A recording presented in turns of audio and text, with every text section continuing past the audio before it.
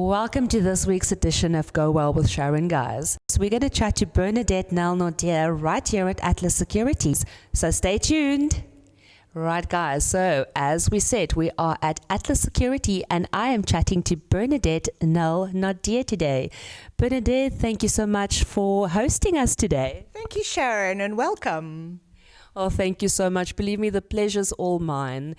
Now, I'm quite curious. You are a prominent public figure, you're a mother, you're a wife, and you've got this very busy life. First and foremost, how did you get into security? Well, I think I come from a family of policemen, and it's been in my blood for so many years. But ironically, before I kind of got into the security industry, I was a professional dancer. So I think that got me ready for what I had to do in the security industry and really empower people out there. And it's something I've always wanted to do. So long time ago, I actually approached Atlas to come and work here and managed to start out, I think it was in 2005 or 2006 already. And I haven't looked back. That's absolutely amazing. Now tell me, what does a typical day in your life entail? Well, I don't actually think I have typical days. I can never have the same day, but on an average day, I would probably get up at about 4 in the morning and get to a good training session, get all the lunches and food ready for the kids, get them up and running and to all the different schools, and then immediately, get to work. And some mornings I start with meetings, some mornings I start with operations, some mornings I start with workshops. I never really know. My life is a bit of a box of Smarties because crime never sleeps. And I sometimes have a normal working day, and sometimes I'll carry on working straight into the night. It just depends on, what is happening in our bay and where crime is at. But on average, I usually get back to bed again around about 10, 11-ish, yes. Wow, folks, that's a long day. Now, you mentioned operations, so you're obviously not office bound. Can you tell us a little bit about that? Obviously, we don't want to get all the gory details, or maybe we do. But just tell us a little bit about some of the things that you've experienced and what it feels like to be out there. Yes, I think when I initially started at Atlas, I started in a sales environment, and that was all good and well, but I've always had a sense of wanting to make a difference. And so my role changed, and as I went into a sales manager role, I started getting invited to do talks and workshops, and ended up building a really great relationship with the SAPS. And so this relationship evolved, and I ended up putting on the bulletproof and ended up putting on the gun and ended up going onto the road with the rest of the team, really getting onto the ground so that I'm able to understand what we do and to also understand what the community's needs are for us to protect them.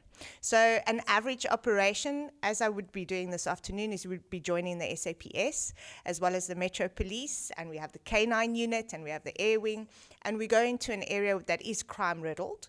And we try and do whatever we can to get rid of that criminal element and clean up the streets in that area. That sounds so exciting. I'm sure there's many people out there that's thinking, how can I get involved in something like this? So from that perspective, if there, and I'm sure there are, some folks out there that's thinking, maybe I must join Atlas Security, how would they go about doing that? Well, I have to say we're very excited about the fact that we actually have our own in-house academy. So Atlas is very picky about the staff that we employ. In fact, we're the only company that does pre-employment polygraphs. Now, polygraphs are hairy things, you can just imagine. And before you work at Atlas, you have to go through a polygraph and then randomly throughout your career year. So the first thing to do if you want to have a career within Atlas is to make sure that you're a good person, that you don't have a criminal record at all, because that's going to be picked up. So make good decisions if you're a young person looking into this. And then to apply into our HR department. And if you want to go into armed response, then get your grades, your SIRA grades, and come and join our team, get into the academy. It's hard work, it's dedication, it's commitment, and you will have a great future in this industry. Fantastic. That's very sound advice. Now, I'm curious to know a little bit more about you. What is your driving force in life? What really sets your soul on fire? Well, I've always been a very passionate person when it gets to making a difference. And being a mom of 4, it's so important for me to know that I've played a role in my children's future. I think it's all about leaving a legacy. It's about empowering my children to believe in themselves and to live a life without fear. And that's kind of been my motto this year when I'm doing these talks and these workshops. I do a lot of lady self-defense workshops, and I'm very, very passionate about the security of women. And I think that's really what fires my soul. It is being able to actually make a difference and go to bed in the evening and say, you know what, today I made a difference and I did something to empower somebody who's going to empower someone else. And that feeds my soul. That's absolutely amazing. Now tell me, for young women specifically, being Women's Month and all, what would your advice be to these young ladies out there watching this program right now thinking, oh gosh, I want to be like this lady? I think the most important thing is to believe in yourself. Self-love is something that women don't often do. We love everybody around us, we care for everybody around us, and we kind of end up neglecting ourselves and always worrying what other people are thinking about us.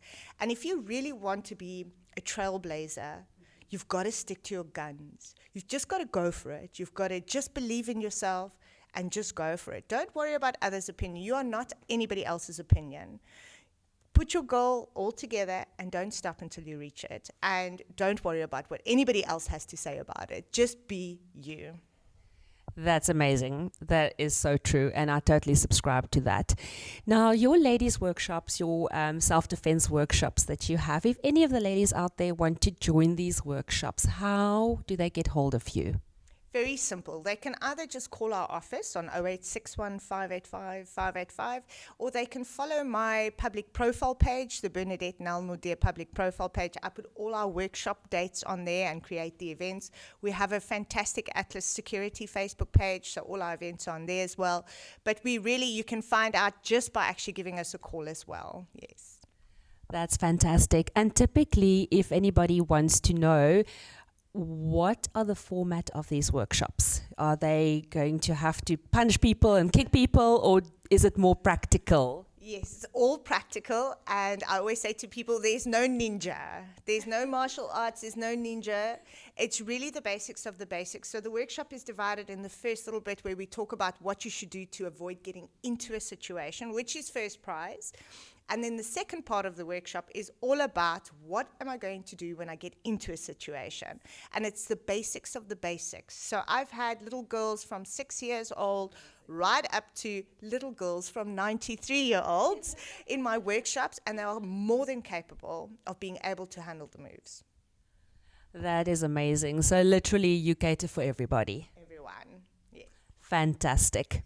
Now, before we let you go, has there ever been a situation in your work that you've been in where you thought, oh my gosh, this is actually really dangerous. How on earth did I get in here and how am I going to get out? I think we often dabble in that daily, and you have to really rely on your training. So if you have the correct training, and I think this is really important in our industry, is you cannot just take somebody, give them a gun, put them in a car, and say, you've written your grades, off you go.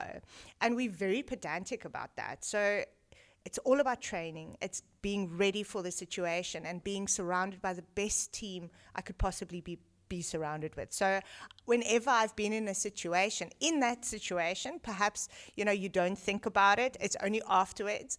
But I have such great confidence in my team and the people that I surround myself with. I would go to war with any of them. That's absolutely fabulous.